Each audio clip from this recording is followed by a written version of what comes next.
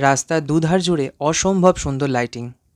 তবে এবছরে একটা দুর্ঘটনা ঘটে যাওয়ার জন্য প্রশাসন থেকে খুব বড় বড় গেটগুলোকে খুলিয়ে দিয়েছে, যার জন্য সেগুলো আর দেখাতে পারলাম না। এখন চলেছি খলিশানির প্যান্ডেলের দিকে।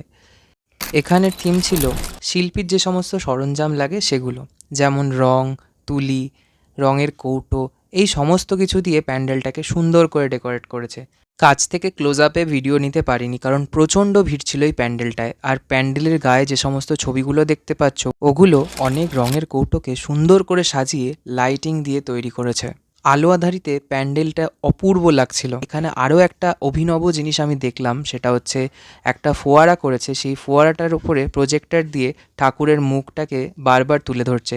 নিখুঁত পরিকল্পনা আর শিল্পীর কাজকে তো আমি কুর্নিশ জানাই।